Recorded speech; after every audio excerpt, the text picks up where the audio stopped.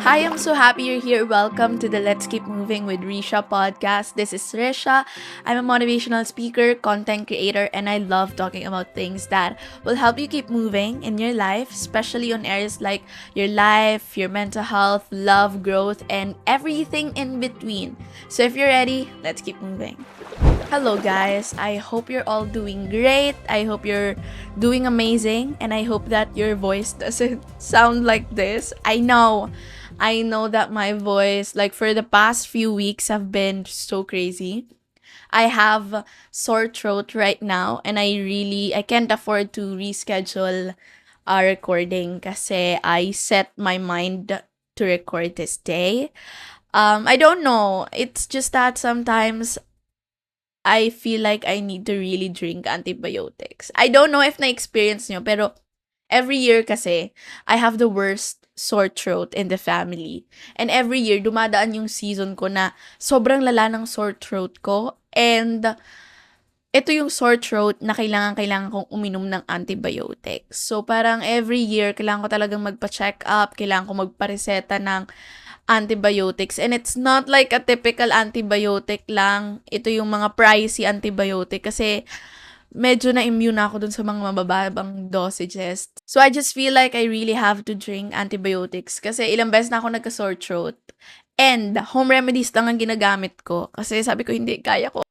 Tapos ang taon nang hindi ako nag-antibiotics. Kaya ko matapos ang taon na hindi ako umiinom ng antibiotics. But I guess I have to kasi pabalik-balik siya. But anyway, just that's just a quick life update. Just wanna give you like the reason why my voice sounds like this. But anyway, I think our episode today is going to be fun because I feel like it took me a long time. I haven't shared so many things school related because naubusan na ako ng mga school related kwento. The joke lang. I feel like I haven't been so focused sa school kasi ngayong semester is one subject lang yung tinitake ko. So, when it comes to stories, parang nangangalawang ako sa areang ganon. But, today's episode is so beautiful, friends. Kasi, for the first time in my life, in my college journey, I can finally say that I am kind of enjoying school. I don't know, it may be about the schedule, it may be because of my classmates, it may be because of the subject, but really, I really do enjoy school, at least this semester. And my chika for today is all about my pinning ceremony, which happened last month. I haven't told you this story yet, but I posted something related about it sa TikTok. So, kapag kasi third year ka na, by the way guys, fourth year na ako. It's just that this is like a whole story to tell. Pag third year ka na, pwede ka na mag-wear ng scrub suit. So, it's kind of amazing then to be able to enjoy the journey and to be able to experience it all before wearing my scrub suit.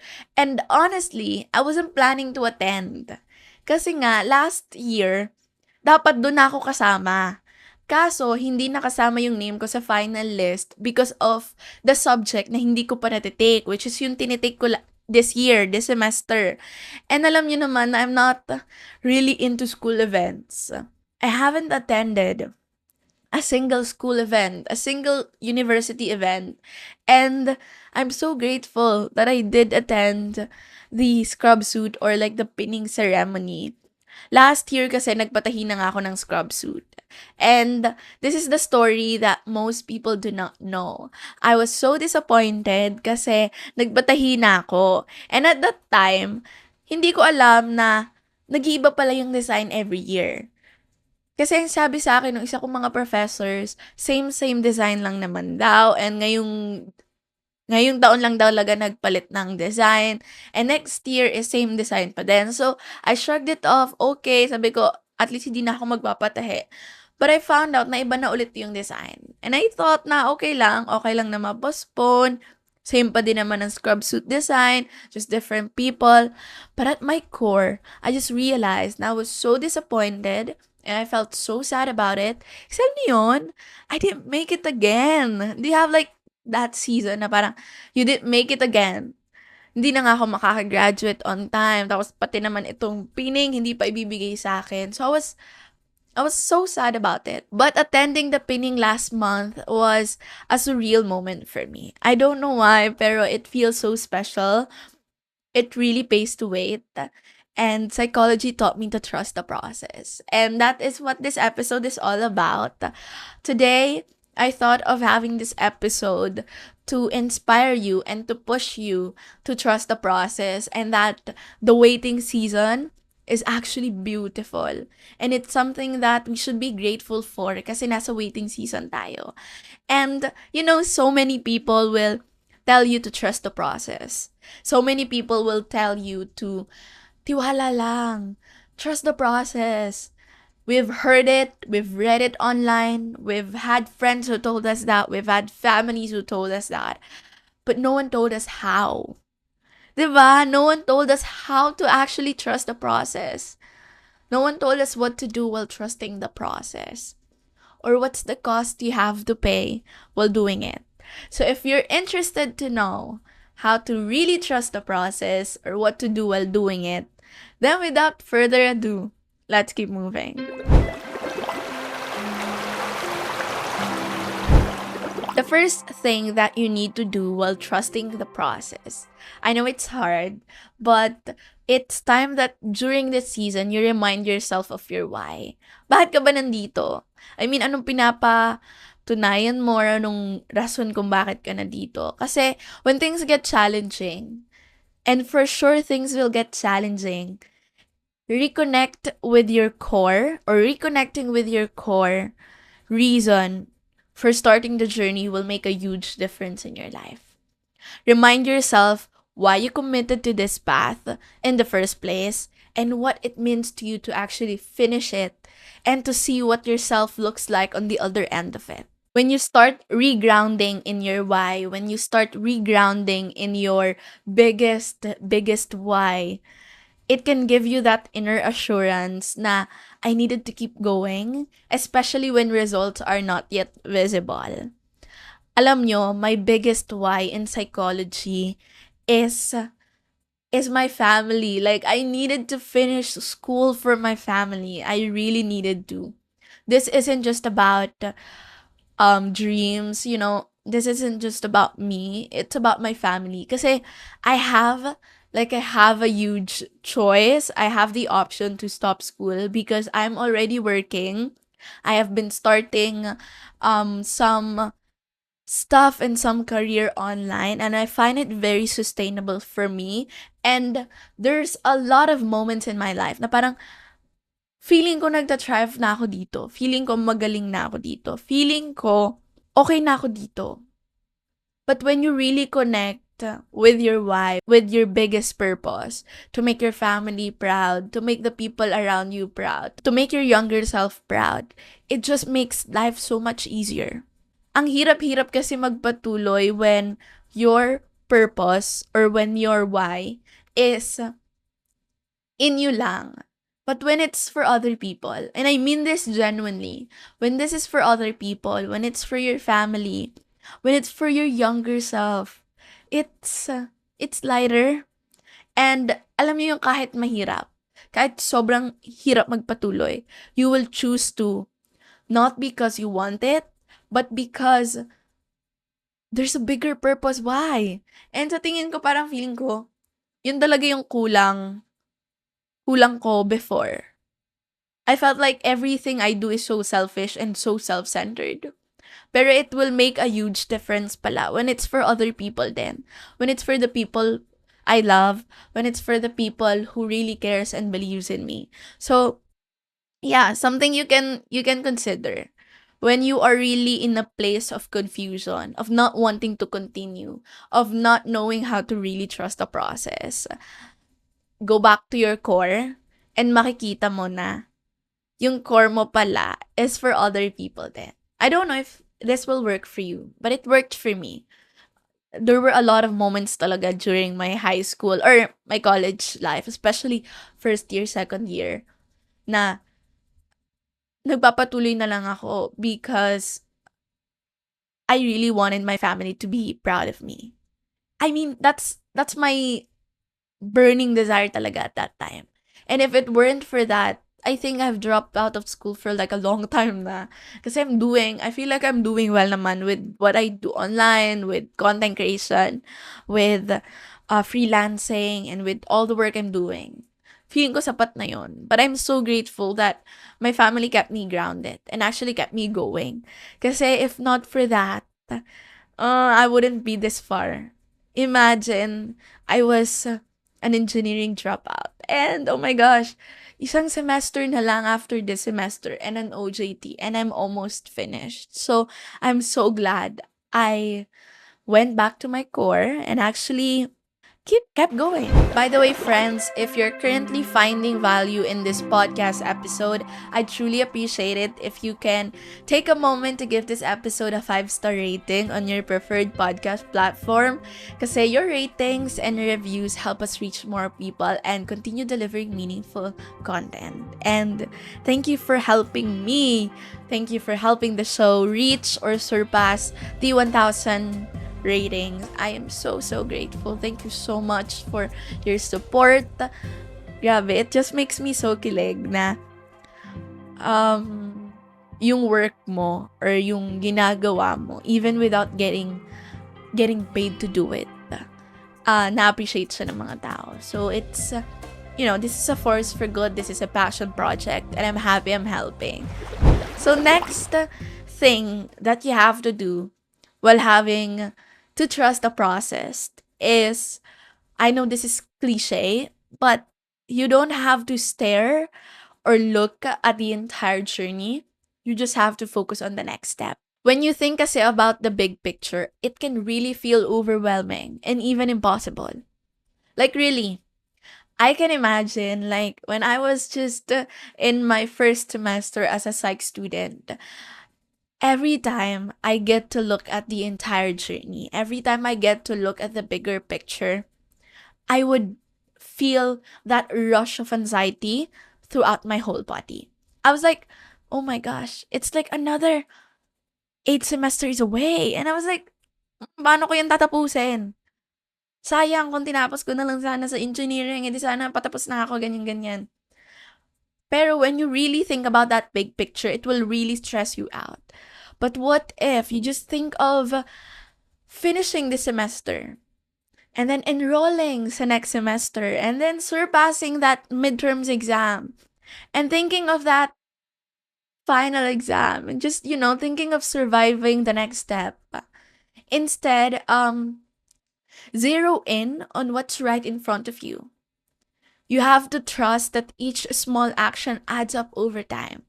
And you don't have to stress yourself over the huge plan or like the end game. It's important to think of the end game every once in a while. I mean, it's the end game. You always have to have the end game in mind. Kung mag-iisip at mag-iisip ka lang ng mangyayari throughout the whole journey and mas stress out ka lang, why would you spend your time thinking about it for the next minute? Take this time to, just ask yourself, what one small step can I take today? And take it.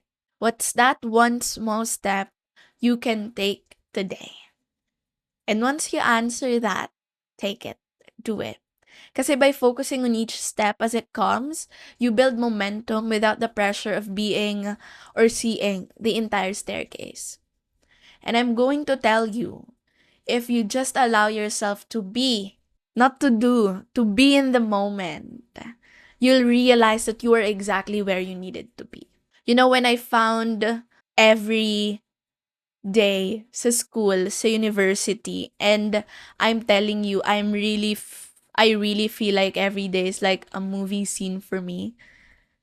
I feel like I'm so special. I feel like I'm living the dream because, I'm living like I'm in a movie. Na parang papasok lang ako mag-isa and all that. It makes my life so special. And we only needed that. Alam mo yung parang it's giving main character energy. And once in a while, wala namang masama doon. Actually, I find it so calming to be able to enjoy your own company and to be able to enjoy your space and to be able to enjoy the waiting season.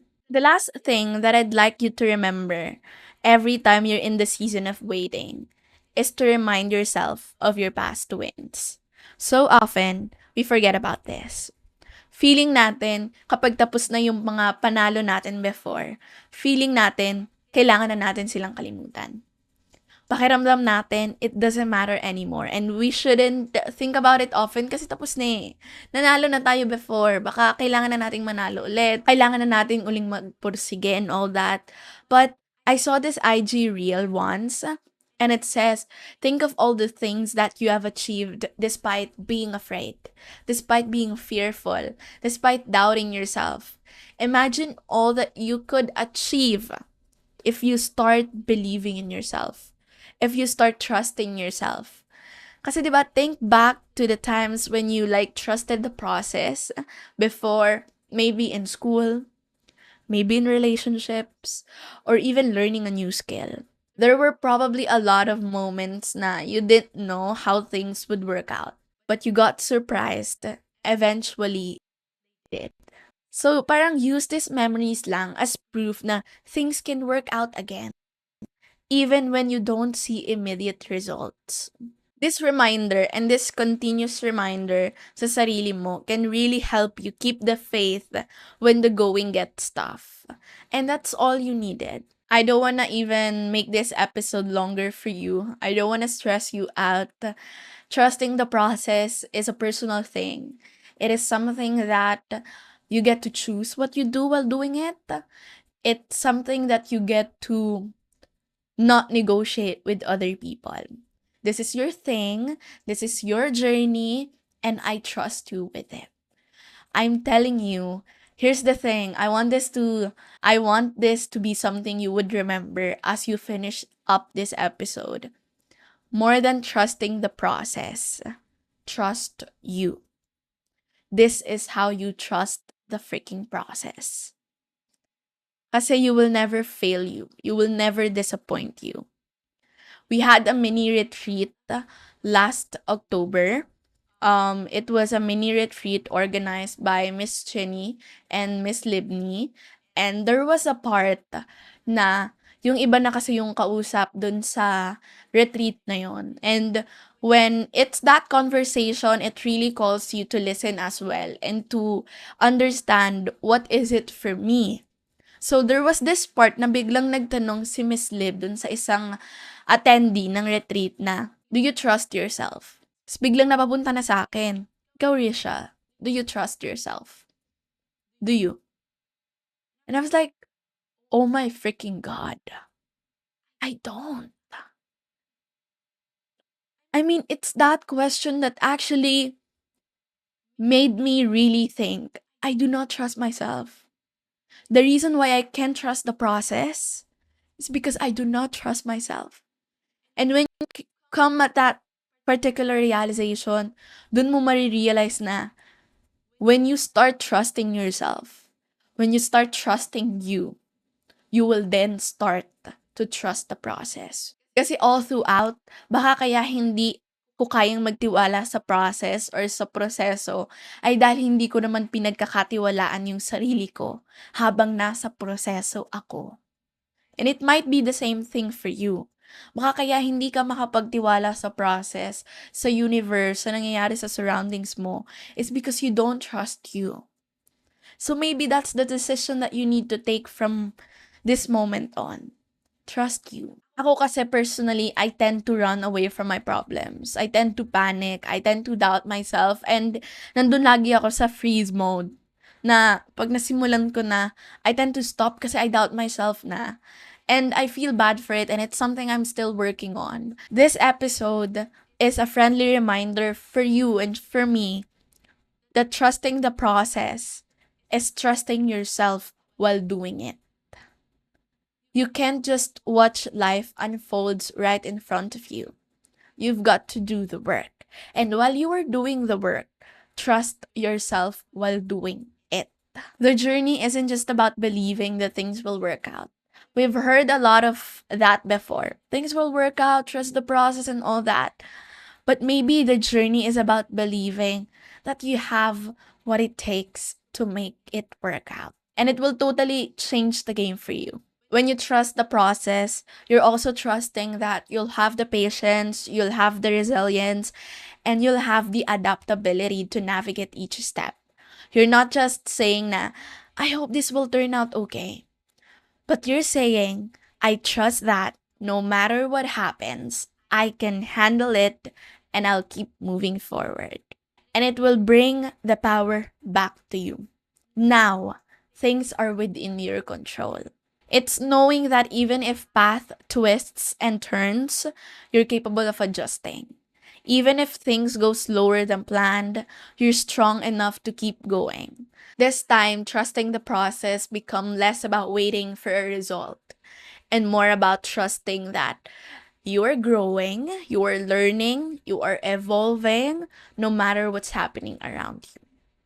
In other words, you're saying na, I believe in the process because I believe in myself. And I think that's exactly the words I told myself when I quit engineering. I'll figure this out. Like I always do. I always figure things out eh. And I believe na I have me while I figure things out. And I hope that you also get to believe that yourself will never leave you as you go through your journey. That's about it, everybody. Thank you so much for sticking with me and for sticking with this voice. I don't know why it sounds like this, but I hope you got some insights and I'd love to know your thoughts. For the question and answer, comments, when was the last time you trusted yourself? Tell me all about it. Tell me the story behind it. And for the poll, do you really trust yourself? When I got that question, it made me think about it talaga. Do I really trust myself? And it took so much courage for me to actually say and to actually believe that I don't. You can also share your social media and tag me at Risha Marceliana.